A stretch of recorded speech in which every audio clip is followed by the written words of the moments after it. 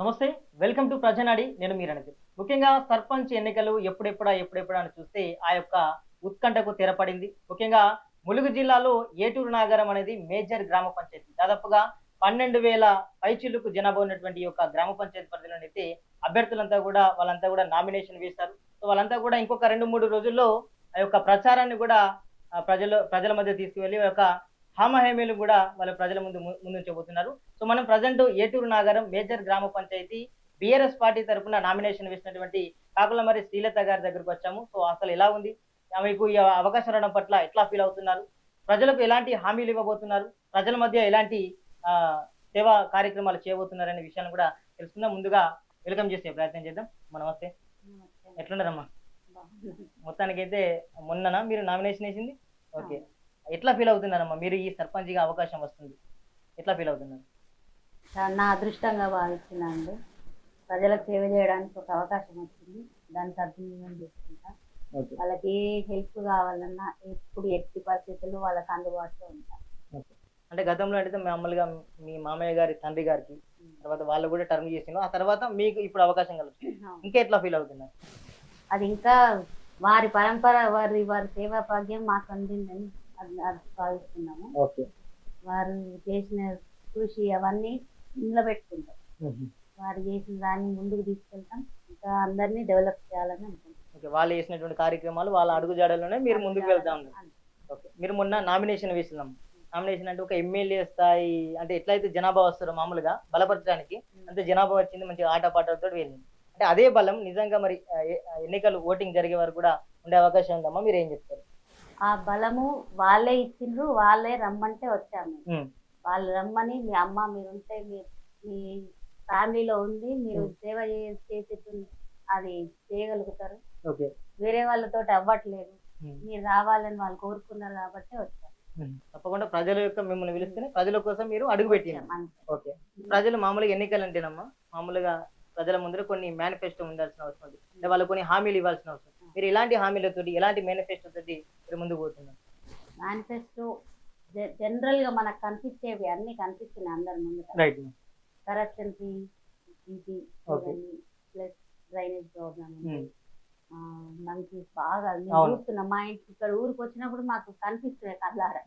మేము ఇంట్లో ఉండగానే అన్ని సామాన్లు అన్ని తీసుకొని అన్ని గడబడి చేస్తున్నాయి. వాటితో పాటు మా దృష్టికి వచ్చిన ఇంకా మేనిఫెస్టోలో ఏమంటే ఆడియో ఒకటి అది చేంజ్ చేయాలి. ప్లస్ ఎలక్ట్రిక్ స్తంభాల లైన్స్ పోల్స్ అవి చిన్నగా ఉన్నాయి, అది హైట్ పెంచుకోవాలి.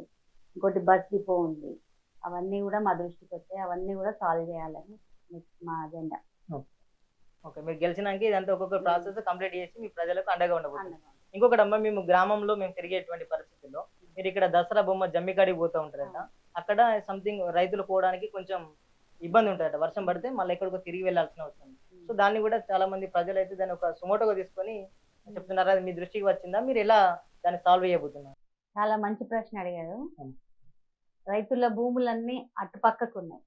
ఈ లో లెవెల్ కాజ్వే తోటి వాళ్ళ కష్టాలు కొంచెం తీరుతాయి. ఎందుకంటే చుట్టూ తిరిగి వెళ్ళాల్సిన ప్రాబ్లం వస్తుంది, టైం వేస్ట్ అవుతుంది. వాళ్ళతో తిరిగి నడిచి అన్ని కొంతమందికి వెహికల్ దొరకక ఇట్లయితే వాళ్ళు ఈజీగా వెళ్ళిపోయి పనులు చేసుకొని ఇంటికి రాగలుగుతారు. ఇది మా దృష్టికి వచ్చింది. దాన్ని స్టేట్ గవర్నమెంట్ లెవెల్కి తీసుకెళ్ళి వాళ్ళకి విజ్ఞప్తి చేస్తాము. వాళ్ళతోటి కాకపోతే సెంట్రల్ గవర్నమెంట్ దగ్గర కూడా వెళ్ళి వాళ్ళతోటి కూడా విజ్ఞప్తి చేసి వాళ్ళ ప్రాబ్లం తీర్చడానికి ట్రై చేస్తాం. అది కాకపోతే నెక్స్ట్ వచ్చే మా గవర్నమెంటే దాన్ని వారితో పాటు వాళ్ళతో చేయించుకొని మేము మా పనులు మంచిగా వాళ్ళకు రైతులకు ఈజీగా జరగడానికి చేయించుకుంటాం. Okay madam. మీ అంటే ములుగు నియోజకవర్గంలోనైతే ఎమ్మెల్యేగా ప్లస్ మంత్రిగా కూడా సీతక్క ఉన్నారు. ఆమె కూడా ఇక్కడికి ఎందుకంటే ఇది దాదాపు ఓటర్ శాతం కూడా ఎక్కువనే ఉంది. ఇక్కడ ప్రచారం చేసేటువంటి అవకాశాలు కూడా బాగా కనిపిస్తున్నాయి. 1కి 2, 3 సార్లు కూడా ప్రచారం చేసే అవకాశం. మరి ఆమె ప్రచారం చేస్తే కొన్ని ఓట్లు కూడా చీలిపోయే అవకాశం ఉంది. మరి ఎలా నిలదొక్కగలుగుతారు? అది నేను చెప్పే అవసరం లేదండి, మా జనాలే చెప్తారు. నేను పోయి చెప్పి మాట్లాడి అవసరం కూడా లేదు. వాళ్ళే రమ్మన్నారు, వాళ్ళే గెలిపిస్తారు, వాళ్ళే సమాధానం చెప్తారు. మామూలుగా ఎన్ని ఓట్ల మెజారిటీతో గెలవబోతున్నారంటే మీ సమాధానం ఏంటండి? భారీ మెజారిటీ వస్తుంది, మాకు కాన్ఫిడెన్స్ ఉంది. ఓకే. శ్రీలత గారికి ఓటు వేయాలంటే ఏం చెప్తారు మీరు? మా ఫ్యామిలీయే అందరికి సేవ చేయడానికి వచ్చింది. Yes. మా పెద్ద మామయ్య, మా తాతయ్య, మా మామయ్య, మా వారు వీళ్ళందరినీ చూసి మా ప్రజలందరికీ తెలుసు మేము ఎట్లా చేస్తాము ఏంటి.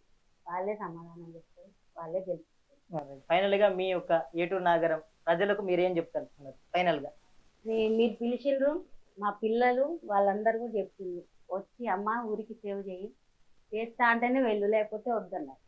నా పిల్లలు చెప్పారు, మా హస్బెండ్ చేస్తున్నారు, అందరూ మా ఫ్యామిలీ అందరూ కూడా సపోర్ట్ తోటే వచ్చాను నేను. మీ సపోర్ట్ మాకు ఇంకా ఎక్కువ, మీరు చెప్పారు కాబట్టి ఇంకా నేను ముందుకు వచ్చి చేస్తున్నా. మీరు గెలిపించుకోవాలి, మీరే చూసుకుంటారు, మీరే చేస్తారని నా నమ్మకం. ఫైనల్ గా అయితే భారీ మెజారిటీతో గెలవబోతున్నారు. థ్యాంక్ యూ అండి, ఆల్ ద బెస్ట్ మీకు కూడా. చూసారు కదా, మొత్తానికి అయితే వాళ్ళ యొక్క అంటే ఫ్యామిలీ రిలేషన్ కానీ వాళ్ళ మామయ్య కానీ మామయ్య వాళ్ళ తండ్రి కూడా అదే వాళ్ళ యొక్క సేవా కార్యక్రమాలు ఏదైతే ఉన్నాయో వాటిని చూసి అదేవిధంగా కేసీఆర్ ప్రభుత్వంలో ఎలాంటి అభివృద్ధి జరిగిందో దాన్ని కూడా చూసి ప్రజలంతా కూడా ఏటూరు నాగారం అయితే మేజర్ గ్రామ పంచాయతీ ప్రజలైతే పట్టం కట్టబోతున్నారు. వాళ్ళే పిలిస్తే మేము వచ్చాము, వాళ్ళకు సేవ చేయడం మా భాగ్యం అని కూడా శ్రీలత గారు అయితే చెప్తున్నారు. OT studio.